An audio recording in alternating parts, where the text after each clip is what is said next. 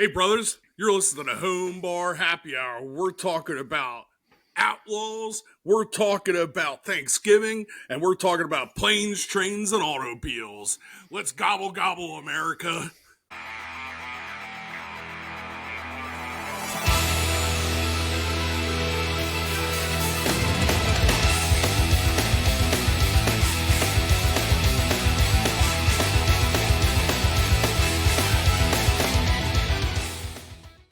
All right, let us gobble and then gobble. Hey everyone, thank you for stopping by the Home Bar Happy Hour, where we bring happy hour to you. My name is Joe, and that is Chef Gus. Thank you everyone for stopping by our home bars. If you like hanging out, please make sure to subscribe on YouTube or leave us a review on the podcast service of your choice.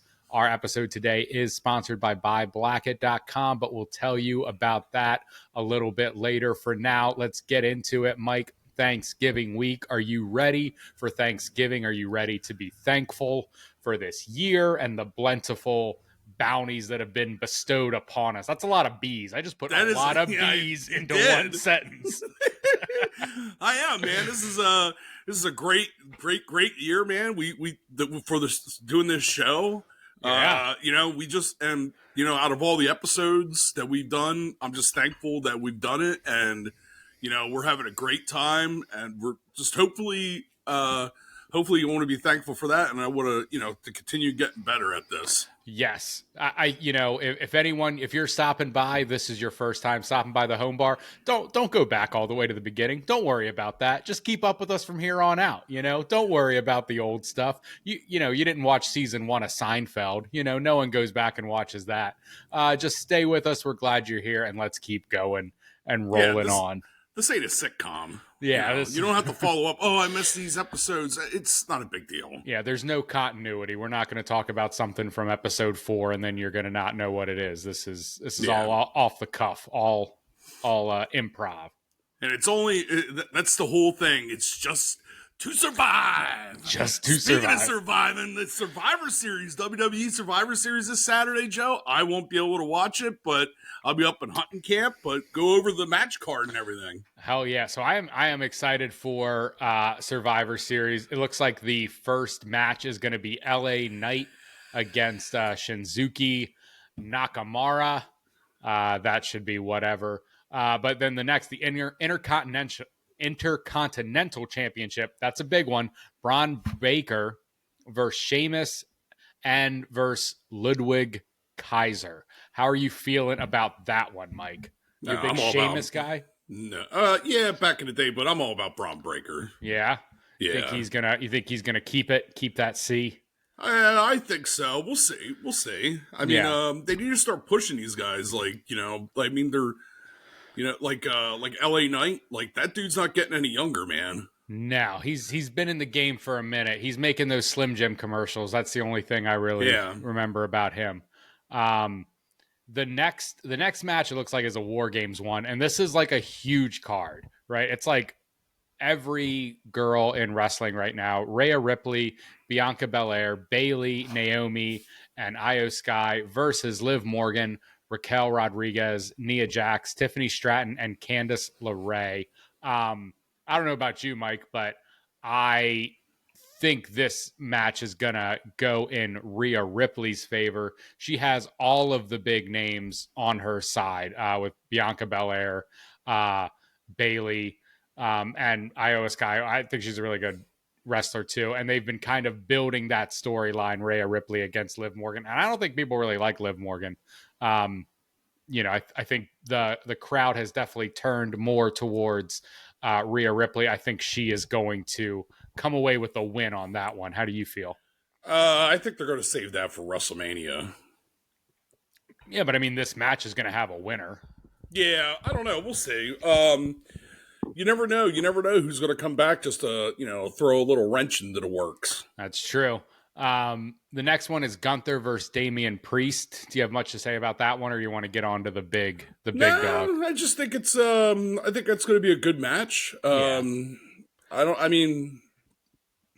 I said, like I'll have to watch it when I get back.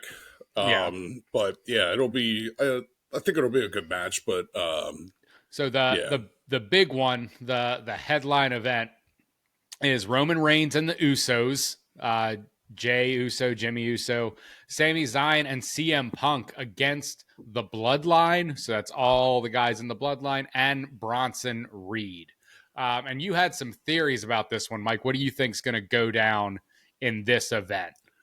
Well, I feel like the Roman Reigns and CM Punk and Sami Zayn side and the Usos, they're going to have the upper hand, and then all of a sudden the Rock's going to come back and cost them the match, and it's just going to be a build up for the Rock and Roman Reigns at WrestleMania. Yeah, that'll be a big. This next WrestleMania next April, right? Is going to be in Vegas. Yes, Vegas, baby. That's going to be a big one, man. I would not be surprised to see The Rock come back for this Survivor Series and then WrestleMania. That'll be chef's kiss, and you also have John Cena coming back here soon. Oh yeah, is he coming back? Oh yeah, this is his retirement year, so he's going out one more year. All right, well let's bring them all in. I like when when WWE does their Avengers style team ups, get them all back in there. We're in the end game now. Yeah. But so that's going to be a really good matchup card. And then we'll follow that and talk about it a little bit next week. So how about the Birds, baby? Dude, Sunday night. What a game, man. Man, great game, good win. I think I've said every week we needed that win, but that was like a big one that we really needed to like come away with. And dude, Saquon Barkley is so friggin' good at football. Yep. Like he is just insane. Playing in LA in their stadium, just tearing them up. I think that was awesome. That was a great game. We did really good. Same thing we've always been doing, right? It takes our offense a minute to get cranking. I think we only had 3 points in the first quarter. I can't remember the second quarter, but some of those officiating calls were pretty bullshit, though. But man, whatever. It was bad officiating, and I'm not usually that guy that's like, trying to dunk on officiating. But dude, it was rough. Like it definitely felt like they were not on our side. That one pass interference call, like I'm like, dude, there was nothing even there. He didn't even do anything. Yeah, they didn't even touch him. Like I'm just like, this is bullshit. And then and then like the holding calls on us, like, or I mean, not the holding calls, the holding on their offensive line on our defensive line was pretty atrocious. They never called any of that. Yeah, but still came away with the win. That's what's important. And I feel like I'm like watching this. It was like they're just doing this just to keep them into the game. But I mean, like they can't be having like us going in there and just like blowing them out. Because they wanted viewership, and then like, dude, if you would have looked at it, like they gave them both of those. Look at those penalties came in and put them inside the red zone. Yeah, for them to score. I mean. And it kept the game close. Yeah, they did their best, but the Eagles still came away with a good win. Yep. And they can't take that away. Can't take that away from us. The Eagles will prevail. Yep. And we got a big one coming up here this Sunday at 4:30 against the Ravens. That's going to be a good one at home. That will be a good one. There's a little bit, we play the Ravens like every 4 years, but I feel like there's always like a little bit of a rivalry just because of how close our two cities are from each other. We're in Baltimore. We're in Baltimore. Yeah. Okay. Still, I feel like you get a lot of people kind of mingling in together. You get a lot of Eagles fans that go down to Baltimore and vice versa coming up just because of how close those two cities are. So those are always fun games. And the Ravens look okay. They've lost their last two, right? Yeah. No, they won last night. Oh, did they? Yeah, they beat the Chargers. Oh, gotcha. They lost against the Steelers. Right. But yeah, so when we got after the Ravens game, then we're at home the rest of the season except for the one was it the Washington game? Yeah, we're in Washington. Play one. That's December 22nd. Yeah. So we'll see. I think we got a good shot of going pretty far. I don't want to jinx anything. I'll knock on wood.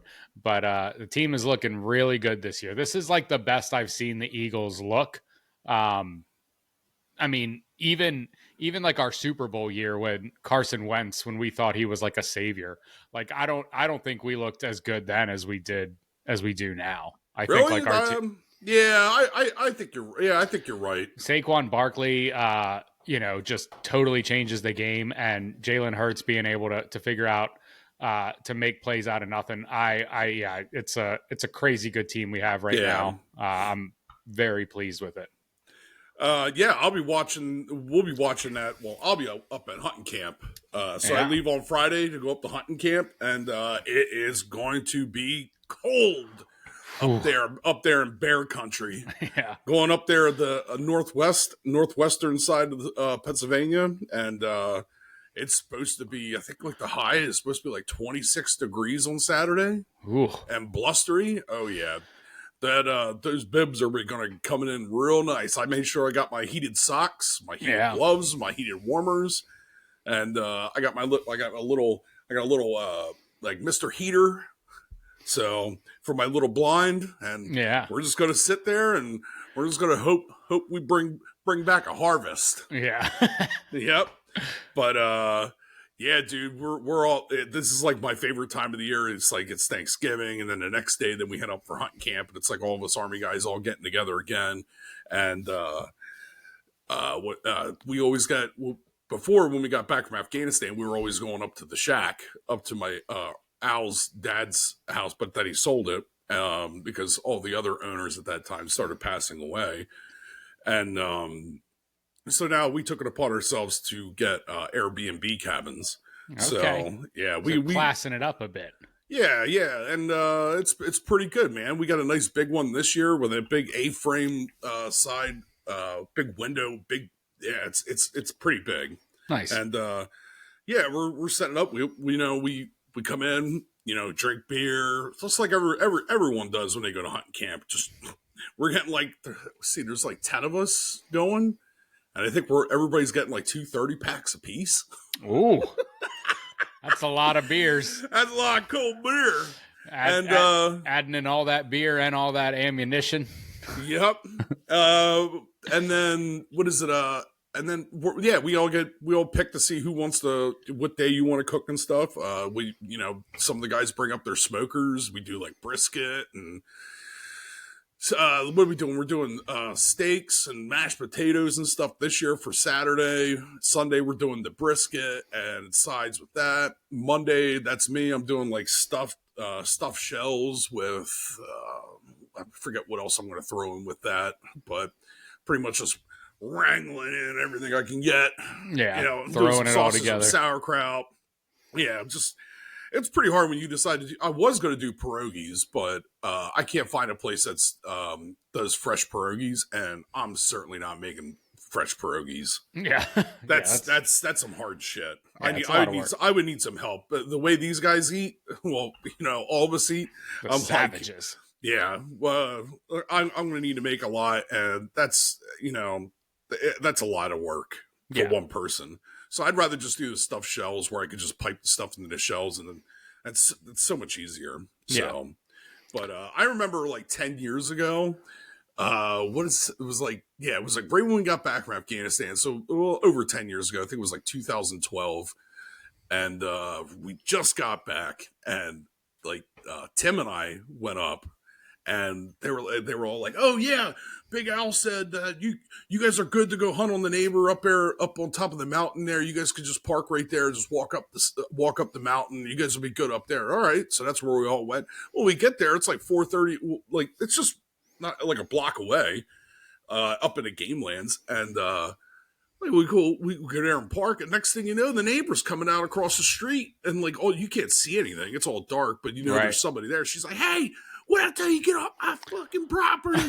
And she was like, she hates, animals getting killed and stuff. So when it's hunting season, man, she goes like, that's like her. I'm like, you live up in the middle of nowhere where hunting is a thing, and you picked like, that's where you're going to be, like all around all the hunting cabins. And I'm just like, well, the fact that she was spoken to already by, Big Al, and she said it was okay. And then next thing you know, we come down there and she's locking and loading on us. Like all of a sudden I hear like, I'll shoot your ass. And I'm just like, and then Tim and I start freaking. I'm like, all right, well, I guess we're leaving. Tim's like, we're leaving. Calm the fuck down. Yeah. So we just like leave. Well, Tim's like, where's my phone? Oh my God, I dropped my phone. I was like, you got to be, we're going back down to the kill box. Yeah. And I was like, Tim's like, well, where do you want to go? And I'm like, well, let's just walk. Like Scott and Al, they walk like, a couple miles that way. Let's just walk over to that ridge right over there. And we'll just like sit there until daybreak and then we'll just figure it out from there. Well, I walked in. I was like, all right, well, I'll go right here on this side and you just go that way. And, just a little bit further down. Fucking, I wake up, or not wake up, but the sun came up and I look over. Tim's like 50 feet away from me, pointed the other way. And then when the sun came up, Scott looks over, he can see Tim. And he's like, what the hell are you guys doing? And it was like, we're texting, like, Foley was right there too. So like, Foley's like, what the hell's going on over there? When, she was screaming and carrying on. Yeah. And like, Foley's laughing and he's putting down like a bottle of fucking Jack Daniels up in the tree stand. Just tearing it up. Yeah, so I was like, well, I just hang out here. I just sat there next to the tree, just, having a couple cold ones. Next thing you know, I'm just like sitting there. It's like nice and peace and quiet. Next thing you know, I hear like this little like leaves like rustling around. I look over, there's like 4 doe between me and Tim, like walking. I could have reached out and grabbed it by its throat. Like they're just walking through. Just, hey guys, what's going on? Should have done that. Should have grabbed one. Well, one, I didn't have my doe tag, and 2, like, Tim and I are like, we're just looking at each other. Tim's like spitting fucking, the fucking sunflower seeds. Yeah, sunflower seeds. You know how he was a junkie with them, and he's just looking over. He's like, he's just shaking his head because he's like, of course I can't shoot because you're right fucking there. Yeah, not trying to kill you. I would have just like laid on the ground. He could have shot. I would have laid down on the ground and behind the tree. I would have been behind cover and whatever. Put an apple on your head. Let him try and take that off too. No, man, I'd be like this. But and then and then what the hell else were? Oh man, then at night we just wait for the coyotes to come out and start fucking shooting the coyotes out of the fucking top windows. Yeah, take those bad boys out. You guys just shooting from inside the Airbnb, just taking out coyotes. Back in the shack when we had the shack. In the shack. Yeah. Okay. This less rules in the shack. Yeah. Well, this time, we're around the game lands and stuff like that, and that's where you go. But we go to the military veteran outdoors in the area, and that's where we're signed up, and we know the president there and stuff. So we go over there to hunt, and it's like strictly just for veterans. But man, up there and so the shack was totally different. That was a straight up just straight north from Harrisburg, like Tioga County. Yeah. We're much more west than we used to be. So like this is in the middle of fucking nowhere, bro. When I mean the nowhere, I mean nowhere. Yeah, dude. And I'm telling you, it's the wilderness. It's like Pennsylvania wilderness, man. And it's bear country, coyote country, man. Dude, last year or 2 years ago when I got my kill, that was the first time we hunted there.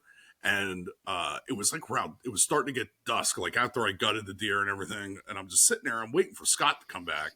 And next thing you know, I hear like rustling and shit and like teething and stuff, like growling and stuff. And the fucking coyotes were right here on me because they wanted a snack. They wanted a snack on these guts. Trying to snack you up. Yeah, well, that's why I had to like boom, fire a round off. And I was like, Scott, where the fuck at, man? There ain't no coyotes around here. And I'm like, okay, whatever. I mean, dude, the one hunters up there, the one veterans that were up there, they told me that you got to be careful with the coyote because they're very I'm not gonna say rabid like disease, but they're very aggressive. They're coyotes. Yeah, well, normally coyotes in some areas like around here, like where I grew up, like coyotes, they're very standoffish. They don't want to be around humans that much. But up there in the wilderness, they're ready to eat you. Right up there, like in nomad's land, dude, they're very aggressive when there's especially when there's guts laying out and they want to come over and snack. Yeah, dude, they'll come out. He said he told me that he had to shoot his way out coyotes were coming up on it, trying to grab them by the ankles and shit.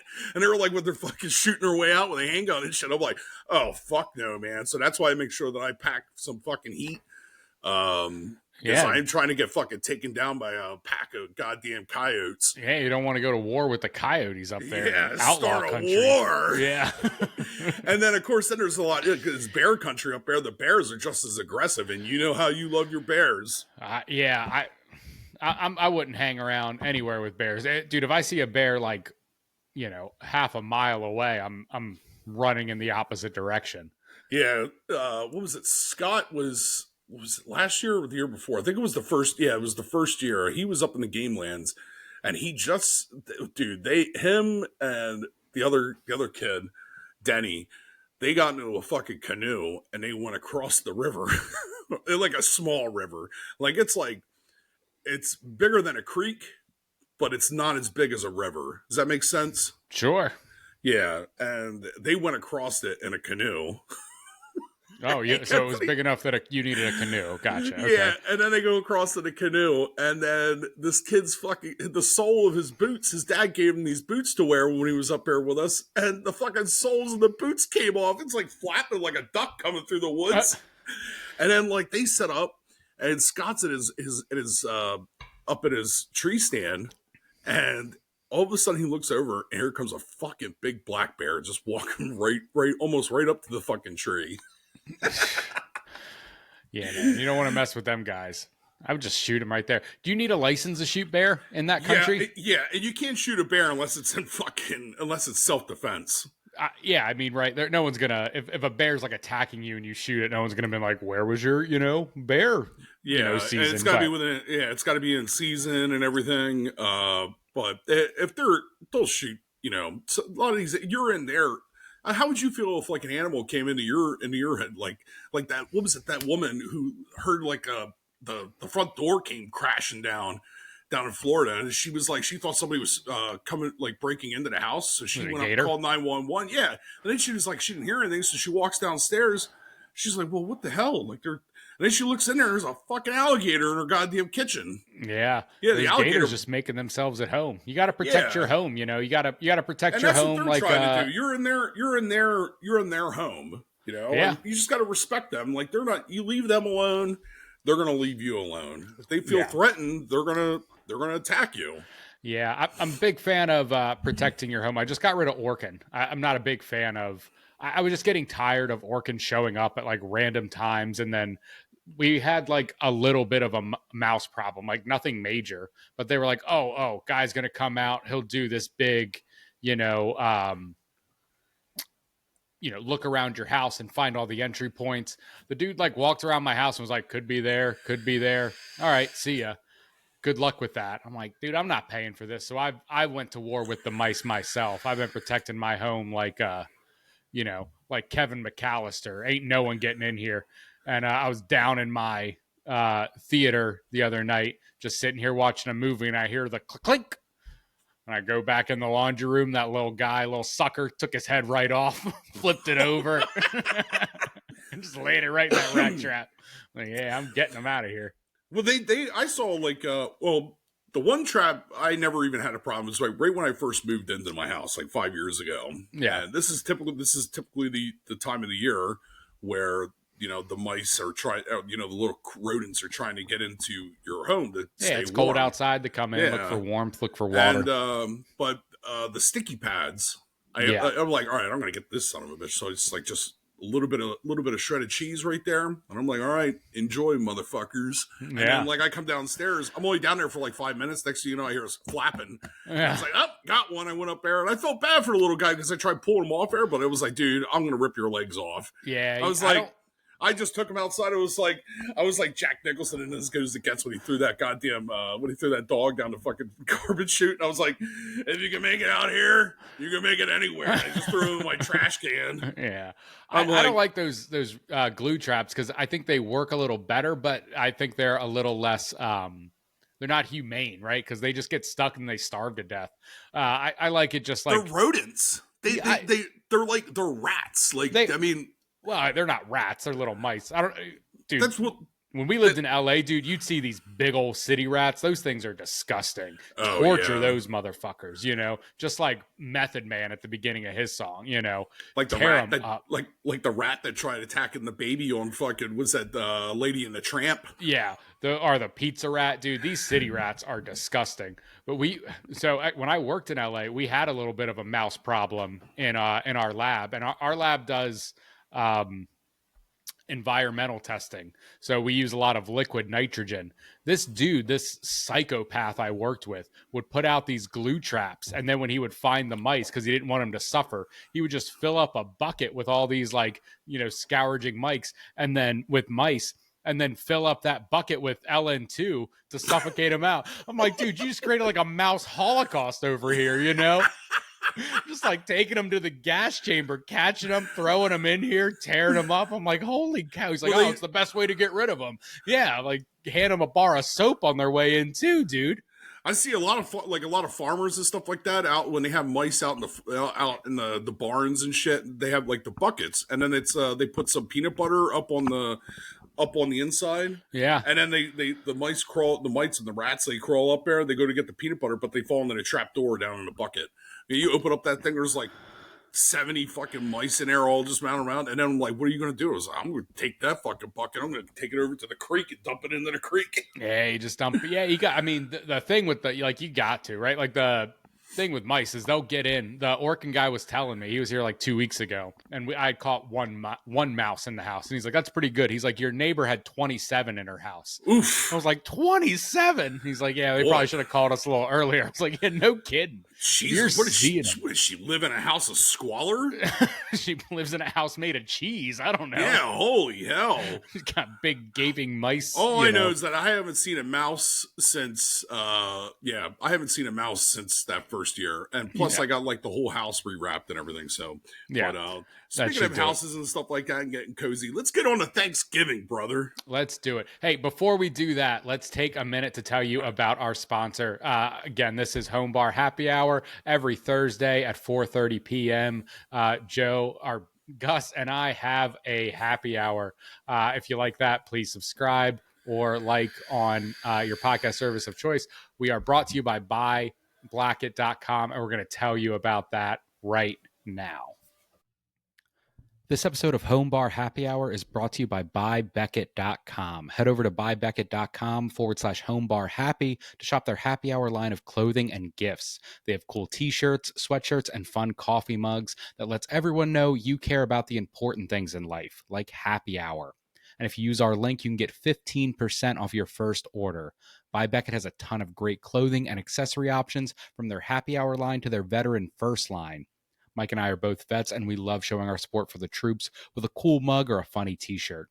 They have some really great stuff, and you will not be disappointed. So head over to buybeckett.com/homebarhappy or use the link in the description for 15% off your first order. Help support the show and get yourself some great stuff. That's buybeckett.com/homebarhappy or use the link in the description. All right, Mike. Yeah, let's get into Thanksgiving, man. What are your Thanksgiving plans, traditions?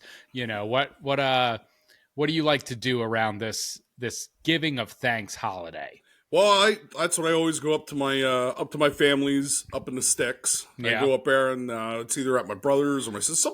Sometimes we've had it here 2 times, and I always do like the big spread. But my sister likes doing it. It's a lot easier for her and my brother with the kids and stuff like that. And I don't blame them. But yeah, so I'm just making my world famous mac and cheese. World famous mac and cheese. Hell yeah, brother. And she wanted me to make an apple pie, but I don't know if I'm going to be doing that. No, I got to make a big tray of stuffed shells and then plus I'm packing and getting ready for hot camp and stuff like that. So yeah, you just go to Costco, pick yourself up an apple pie and take it out of the box. And we're not too big on the apple pies. I don't know. The Costco stuff is like their cheesecakes are really good, but they're really rich. I love a good Costco cheesecake. Yeah, but their pumpkin pies have kind of like went downhill, man. Really? Yeah, like I don't know. Like I never really had an issue with them, but hey, my sister's making her pumpkin pie, so There it you is go. what, and I'm not really too much of like a pie eater to begin with. Like Yeah. I want Thanksgiving, man. I want some meat. Want I some want some turkey? Yeah, I want some turkey, some Yeah, stuffing save and the stuff. neck for me, Clark. That's what I'm Yeah. all about. Hell yeah. But yeah, like what it like so I could do all three of them. I do a fried turkey, a smoked turkey, and a traditional turkey. Now, as long as you do it right, the traditional turkey is, I feel, can be the best. But like the smoked turkey, like you have to brine a turkey. Sure. Like a lot of people have like their methods and stuff like that. I feel that brining a turkey is absolutely clutch. Like all day, just letting it sit and like juices and stuff, and just letting it sit in there and Yeah, letting it let do its all the thing. wetness seep in. Yeah, yeah. Yep. There's also a lot of stuff now. I saw that they came out. A company came out with they're like ceramic boats, and they have one for the turkey, and then they have a smaller one for a chicken. And these boats, it's got like a neck on it. You take you take the lid off. You can put all your herbs and spices in there with broth, and if you want to put any kind of liqueur in there, like if you want to put some like white wine or some Little bourbon or Riesling. whatever, Okay. yeah, and then you just put that in there, and you just tuck it right into the cavity of the poultry, and you stuck it right in there, and then of course like do your outside, but Hmm. it really helps maintain the temperature inside of the turkey and Okay. bringing all those flavors out. Uh, I saw that. I'd like to try that. I think it's like $100 for the turkey and $80 for the chicken. So I'm gonna get one. Most likely, probably for the chicken, but Yeah, I I mean, just to check to do see you how it goes. do you cook turkey more than once a year? I cook turkey once a year, and I think I've gotten pretty good at it. I do the mayonnaise trick where you do a little mayonnaise and butter like together I underneath the Yeah, skin and stuff. That keeps I'll like nice and moist. I'll do Um, that when I smoke a turkey because yeah, that keeps it for that gets a nice crunch, a nice crunchy outside to it. yeah, get that But skin. yeah, like the mayonnaise butter, like doing like a compound butter with mayonnaise and sticking that in there. Yeah. Fried turkey. All you got to do is just make sure you got a nice brine on it, brine. I like to. It doesn't matter. I brine my turkeys. It doesn't matter what I do, and even a traditional one. Like I'll brine the turkey and then pull it out, and then I'll stuff the cavity full. My mirepoix and the mirepoix with the stuffing, bread and butter and stuff. Stick that like stuff the cavity, and then doing the. I won't do mayonnaise for traditional turkey. I'll just do the butter with salt and pepper on the outside, and just constantly basting it and stuff. Um, but definitely for the smoked turkey and fried turkey, like you putting the rub all over the seasoning all out of the outside of the turkey, and then putting it in the fryer, and the same with the smoked turkey. The smoked turkey, you got to be dedicated to that because that takes a long time, and especially because I got a 22-pound bird. That's a big bird. That's a big bird. Yeah, I will well, tell. I'll tell you the absolute wrong way to deep fry a turkey. So I used to work with this dude, and I'm sure everyone knows the guy that you work with, who's just not that bright. Like he's not stupid, but he's not incredibly thorough. Maybe it's a she. We don't discriminate. But you just have like just kind of a dumb person. So one year he was going to deep fry a turkey for his family, and he read the instructions on his deep fryer and found a recipe online. And the recipe said like cook it till the turkey is an internal temperature of 145 degrees. He just read it wrong and set the deep fryer to 145 degrees, which I didn't even know they could go that low. I But then know. this dude just dunked a stupid turkey inside of a deep fryer for like 8 hours at 145 degrees. And then, Thanksgiving, they pull out this turkey and it's just a raw, wet, sopping, dripping turkey. And you're like, dude, you just put it in a butter hot tub for 8 hours. Like you didn't cook anything. Yeah. Well, I mean, it wouldn't be that hard to fix it. Like, you You just gotta, just turn it up, turn it up to, I'd say 250, 275, like yeah. somewhere, Well, it's probably around 275. And then just, you got your thermometer into the medius, into the turkey breast all the way down deep. yeah, And then you just hang it can. off and yeah. Yeah, you can redo it. He just set that I didn't even know you could set a deep fryer to 145. I didn't know they went that low. But yeah, he just set it to that and dropped that bird in and was like, all right, we're good to go. I thought you were going to talk about like the common where they just like, well, I got a turkey fryer, just throw in a wet turkey or a frozen turkey into a you hot can't oil. do that. Yeah, Boom! now now you've created an IED. Now you've killed half of your neighbors. Yeah. You see the fucking there's the fucking propane tank across the goddamn county. Yeah, now it's turned into fireworks. But we used to, when I was younger, we used to do family football. That was back in my early 20s and stuff like that. We used to do that. Like, but that would be like the whole family from, my cousins and stuff would come around. And then, but what are your favorite hors d'oeuvres or your sides, Joe? Me personally, deviled eggs. Yeah, deviled eggs are big this time of year. I think it's because people don't typically make deviled eggs. Like, I'm a big mac and cheese guy, but people get mac and cheese all the time. I've never been to a restaurant and there's like deviled eggs as an appetizer. That'd be pretty. It's a smart idea. Put deviled eggs as an appetizer on your menu. I think it's very much like a Thanksgiving, Christmas, or like, I don't know, wedding, or, well, maybe not wedding or funeral, but like, I don't know, whenever they're like, deviled eggs are like something that only get brought to like a potluck or something. No one's like making deviled eggs on the reg. But I'm a big mac and cheese guy. Like, there needs to be mac and cheese. I like a good green bean casserole too. You get those little onion straws up top. That's my favorite hors d'oeuvre. If you're going to make, a lot of people, like, when they do the green bean casserole, like, if you're going to do the canned green beans, that's fine. But if you're going to do fresh raw green beans, first off, you got to make sure you clean them and then clip both ends of all of them, which isn't a big deal. You just line them up, chop each one off, just like you're doing celery. And then you're going to want to boil them. You want to par cook them. That's what you want to do. You want to par cook them so that they're at least a little bit, because if you put them in raw, like, you're going to bite and they're still going to be, you're going to have to cook them a long, long time. Well, I'm going to tell you right now, Mike, all my green beans come out of a can. They're like 60 cents at Lidl. You just open them up, they go right in there. Hey, to each their own, brother. Yeah, someone has already taken the work out of it for me. Yep. I also got into what is it? Baked corn.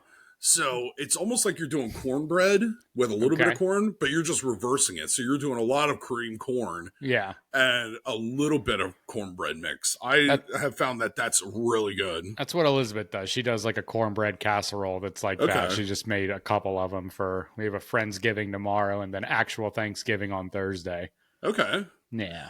Yeah.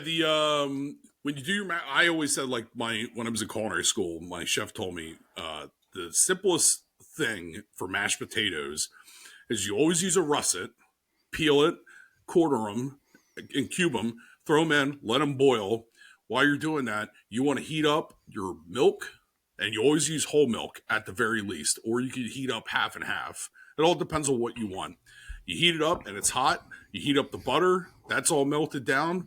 And then you got your salt, your pepper. If you want to add garlic and like either minced green onion or just minced parsley, like parsley. You got all that lined up. That's your mise en place. And then you just throw your taters, right, like drain them out, let them completely drain all that moisture off, and then throw them right into the mixer. When you mix it all up, you're adding your hot butter, your hot milk, and you season with some salt, some white pepper, throw in some garlic if you want, throw in some fresh parsley. Dude, mash it all up. I'm telling you, that's the key for mashed potatoes. Like, my Tim is a big mashed potato connoisseur, and he said that his mother-in-law makes the best mashed potatoes that he's ever had. And he's had them all over the place until he came to me, and he was like, dude, these mashed potatoes are incredible. What did you do? I'm like, dude, that's simple. It's because when you're using hot potato, you don't want to put cold butter and cold milk into it because it's like chemistry. You're trying to not emulsify, but you're bringing these ingredients together, and you want I like it to taste like a potato with flavor. some people throw in like cream cheese and sour cream and all this other crazy shit. That's just the basics. If you want to do all that, that's fine. But understand that the basic mashed potato where you cannot go wrong is just doing your hot potato with hot milk or hot cream, whatever you prefer, but at least whole milk and hot butter, melted butter. And It's you gotta can't be go all wrong. hot. It's gotta be. Don't be like, but don't be taking shortcuts with your mashed potatoes. Yeah, you're not gonna. It's easy. It's simple. It's easy. It's just all cooking is all about technique. That's basically what it comes down to is technique. But so I've had some good friends. You say you have Friendsgiving tomorrow. I've had some pretty good Friendsgivings here. But go ahead, Joe. Oh, it's just a normal Friendsgiving. We do it with a friend of my wife's up in Jersey. They all get together. And she is, I'm gonna get her ethnicity wrong, but it's like Lithuanian or something. So they make some incredible food, and they love to drink. There's always tons of booze flowing, and they like it's just like huge spreads. Like every course is like, oh my, you get there, and like the entire, a dining room table is filled with hors d'oeuvres and appetizers, and then that goes away, and then the entire dining room is filled with the main course, and then that goes away, and then it's like 7-8 different desserts, and they're just boozing the whole time. Jesus, you have to take me out in a fucking cart. Yeah, pretty much. I got like a decent bottle of wine to bring up there for them. I'm sure that'll be gone in like the first 20 minutes, people just hounding it down. But yeah, I love a good Friendsgiving. I think it's great to be able to get together. When I was younger, the night before Thanksgiving was always the big going out night. That's when everyone went down to the bars. All the people from college were back in town. And then my favorite thing, Mike, I don't know if you've ever indulged in this. I used to love getting like absolutely obliterated the Wednesday before Thanksgiving and then waking up super early on Thanksgiving and running a 5K, doing a little turkey trot. Yeah, just let all the regret and booze just seep out of you in the morning, and then you're refreshed and ready for the day. You're like, nothing can be worse for the rest of Thanksgiving because I've already started off running a 5K and sweating all the booze out of me. I would just rather I just make my way into a gym and it just go right into a sauna. Yeah, you could do that. You can get it out that way too. Or if your gym has a pool, jumping in the pool and doing some laps. Yeah, I just you ain't gonna find me fucking running. Fuck that. Those days are over. It's probably been like 2 or 3 years since I've even ran a 5K. But I would do it. If anyone ever wants to run a 5K, hit me up. I think I would. Now maybe I would walk. Like I would walk a 5K. Yeah. I'd be there just a nice little trot. I ain't trying to fucking be like Jim Thorpe. Yeah. Jim Thorpe. No, fuck that.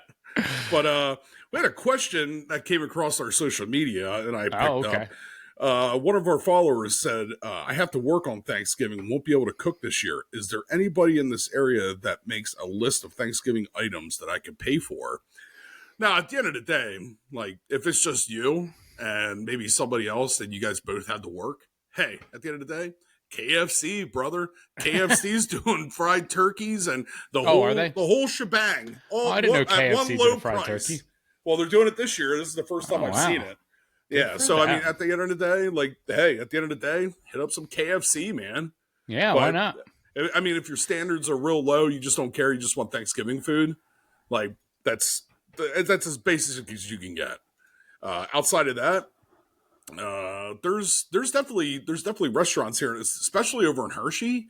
Like Hershey's definitely, I don't even have to look, and I can guarantee you there's a restaurant, at least one restaurant out in Hershey that's doing a Thanksgiving buffet, like the Lodge or something like that. I don't know. I didn't look, but I guarantee you somebody's doing one out there.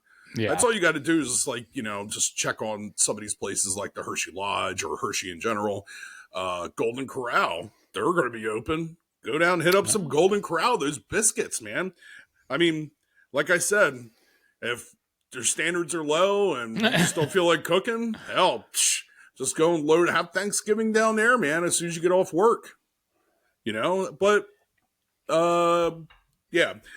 I addressed this message private on the DM, and I just gave him just a basic list of stuff to go to the grocery store to get the day prior.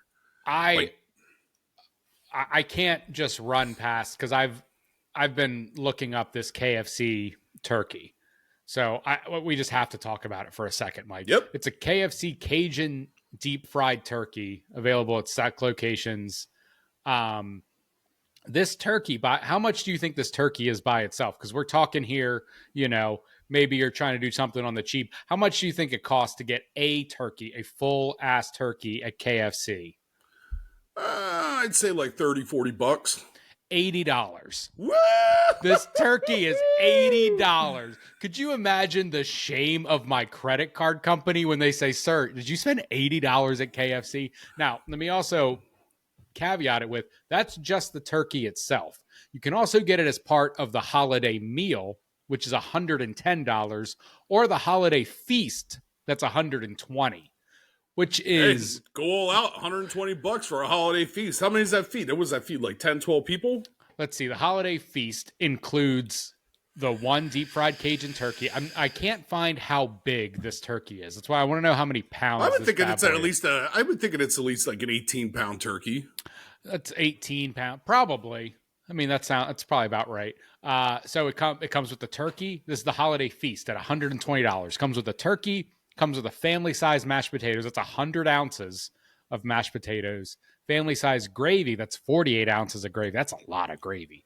A family-size mac and cheese. That's 100 ounces. Sweet corn, 100 ounces.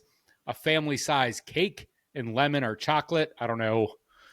There's not a weight associated with that one. And then a dozen biscuits. So, a dozen biscuits? A dozen biscuits. So, I mean, that would probably, like, what is the ounce per person ratio if you're like catering an event, Mike? Bro, I honestly, I can't even give it out that ball. I can't even give you a ballpark figure on that, dude. No, it's like 8 or 4 ounces or something. I mean, they market it. Obviously, it's going to be a lot. Their ingredients and everything, all that stuff is going to be a lot different. Now I'm doing everything from fresh, and it's a totally different ballpark. Like, you're talking like an actual. So if I were to do a Cajun 18-pound turkey, like, my fried Cajun turkey is going to be, I would expect it to be a lot better than KFC, because KFC is a fast food chain. No, I'm thinking of ounces here. I'm trying to figure out like how many people. So you have 100 ounces of mashed potatoes. That's 6.25 pounds of mashed potatoes. Yeah. Like, how many people does that feed? That's got a lot of people, right? Like 10 people? Yeah, that's what I said. Like, that feast has got to be around like 10, 12 people. Yeah, that's usually how it like lines up. And then if we're talking feeding your whole family for $120 on Thanksgiving, if you're talking about your whole Thanksgiving meal being covered by our friends at Kentucky Fried Chicken for $120, that's not bad. That's not bad at all. It's not bad. Yeah. And then, but you could also, I feel like Wegmans, there's grocery chains that actually do like the whole thing. All you got to do is just like put in for the Thanksgiving package. You just go in there and everything's simple. They have it all written out for you and what to do, and poof, done. I think they actually have like turkeys already ready to go. Like how they do those rotisserie chickens. Oh, they just got a big turkey spinning in there. Just for Thanksgiving, yeah. Oh, that's perfect. And most likely, you'd have to put in the order, and then they'd have it already made for you. And so you just have to pick it up. But yeah, I mean, there's plenty of opportunities and stuff out there for anybody who's, traveling, or, you're time constrained, or you got to work or something like that. There's plenty of options out there. And I think this one was a little bit more about what items to buy at the grocery store. And I hope that I answered their question. But let's just put that out there for any viewers that are going through it. But I remember when I was at the grocery store, Joe. Now, don't get me wrong. I love Christmas. I love Christmas music. All right. I don't really feel like there's any kind of like time like where it's too soon or too late in the there's definitely month of November soon for Christmas music. Oh yeah, like right out of the gate, like right in the beginning of November, and somebody's already like blasting Christmas music. Like, I'm all right, bro, that's a little bit too soon. But the number one thing, this dude, this nut, like I'm walking in there, and he was definitely a recovering addict. Because like this, the way this dude was like, and he was a younger guy, and he was real fidgety and stuff. And he can't sit still, and he's like he's got gloves on and stuff, and he's like he's like fixing everything, like OCD, like major OCD, and he's whistling this Christmas music, like your basic Christmas music, like Jingle All the Way and shit, and or Jingle Bells and stuff. And I can hear him. He's at the main entrance of the grocer, and I'm all the way over in the dairy side. And I can fucking hear him. He's got the feeling. He's got the spirit. I had the veins were coming out of my head. I was like, dude, I was getting. I'm like, what is this fucking nutball doing? And I'm just like, I wasn't the only one, because there was a lot of people like, get me the fuck out of here. Like, yeah, it wasn't the fact that it was like Christmas. It was the fact that he was like whistling really loud, like very loud. Yeah, and he was just constantly doing it. That's a very rude thing to do.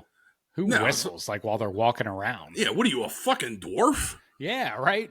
Like you waiting for Snow White to come and save you? Get out of here. I'm just like, when did they let the nuts come out of the loony bin?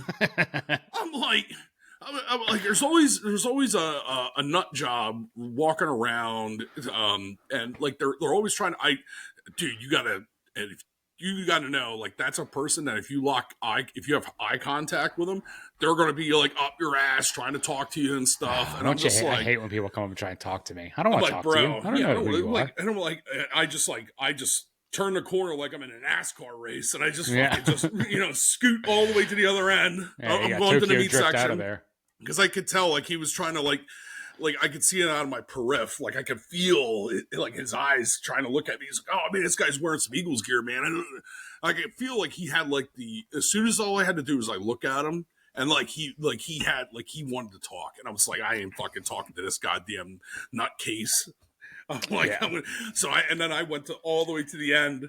Like, I parked all the way over here right at the entrance, but I went all the way to the opposite end of the cashiers just to cash out. I'm like, and I'm just like, dude, I can't. I'm like, yo, you got to do something with that guy over there, Humming. I was like, I don't want to ruin this. I don't want to rain on his parade, man, but he's little. Freaking out the kids. Yeah, and was it the only one who said it, too? There was a bunch of old ladies in front. Like, they were like, oh my God, what is going on in here? Yeah. And I was in my truck, and some dude, some country hillbilly guy, he had his Mossy Oak on and stuff, and he parked like 2 spots over with where all the trucks park. Yeah. And I was like, hey, brace yourself. You might want to bit your earbuds. Don't take those earbuds out. You're going to run when you go in there. He's like, oh, no, why? What's going on? I was like, there's some loon in there whistling Dixie out of his ass. But, man. Yeah, so... They're already coming out, brother. All the loonies are already on their way out. Yeah. But I picked up a nice yeah. Well, we're at the end of the time anyways, so that went really quick. We'll save this topic off of BuzzFeed about grotesque things people actually witnessed happening at chain and fast food restaurants. I think we should, because we've given KFC a lot of free publicity this episode, and we don't want to destroy their KFC image with some of these disgusting stories. So yeah, we'll save that for next time. Well, it's not just them. There's a lot of them in here. Yeah. A lot of places in there. A lot of people are just they're just animals. People are nasty. But you know what? We are not animals. We are Joe and Chef Gus at Home Bar Happy Hour every Thursday at 4:30 p.m. We bring happy hour to you. Thank you guys so much for hanging out, and we hope you all have a great Thanksgiving day. And be safe. Booze up. Booze up.